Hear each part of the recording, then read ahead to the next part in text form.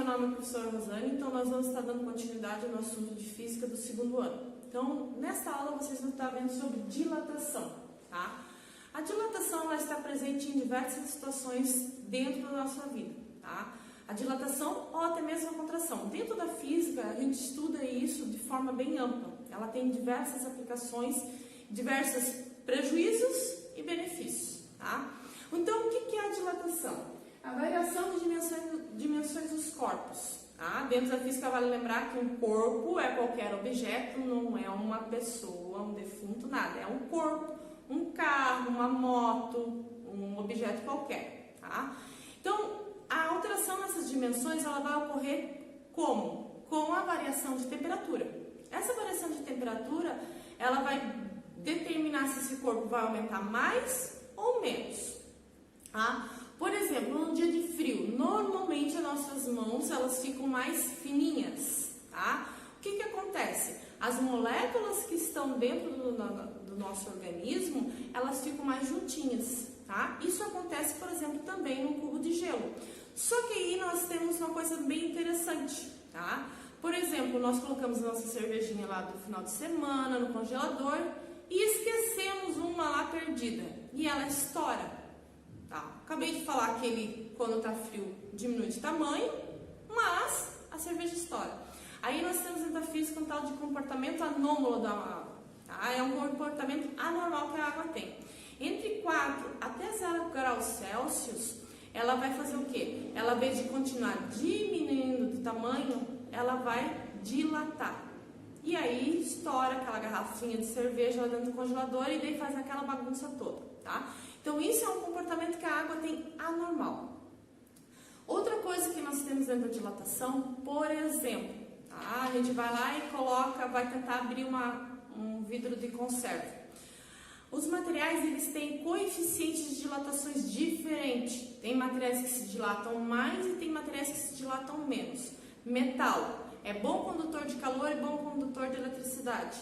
Então, por causa dessa característica, o metal, quando submetido a aumento de temperatura, ele vai dilatar muito mais do que, por exemplo, o vidro. Então, eles têm, a gente chama dentro da física, então, de coeficiente de dilatação, tá? Outra coisa bem interessante, por exemplo, essa dilatação, onde que ela é aplicada?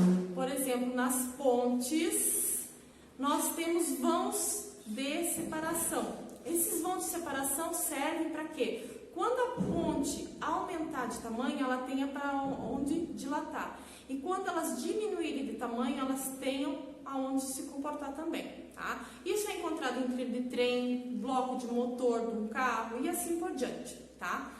Essa dilatação, como estou falando, ela pode acontecer em sólidos, líquidos e no gás gasoso também, tá? Como eu falei, ela pode ajudar ou pode prejudicar, conforme o caso. A dilatação, ela tem a dilatação linear, superficial e volumétrica. Linear, quando eu tenho dilatação que aumenta somente no comprimento, como diz a física, em uma só dimensão. Por exemplo, trilho de trem. O trilho de trem, a cada certos espaços, ele tem um certo espaço ali para acontecer a dilatação no dia quente e a contração. Então, eles fazem o cálculo para ver essa dilatação desse material e eles deixam esse vão, tá? Então, é uma dilatação linear. Nós temos a dilatação superficial, tá? A superficial é de uma dilatação diária. Por exemplo, se eu tiver uma placa de metal, tá? E ela for submetida a uma temperatura, tá? Um aumento de temperatura. Ela vai se dilatar na altura e na largura. E aí, nós temos a dilatação volumétrica, que é a dilatação que ocorre em 3 dimensões: altura, largura e comprimento. Por exemplo, um cubo de ferro, tá? Ele vai ser aquecido, ele vai dilatar essas 3 dimensões. E o muito interessante é que cada uma dessas dilatações, a linear, superficial e volumétrica, elas têm representações com letras gregas. Linear, alfa, superficial, beta e volumétrica, a gama, tá?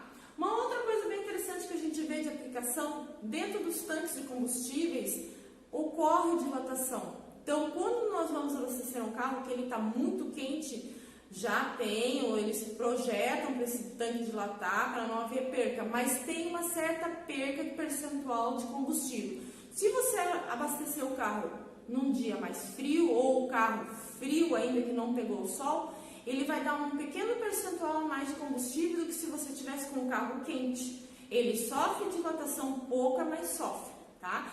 Então essa foi uma aula de física sobre dilatação.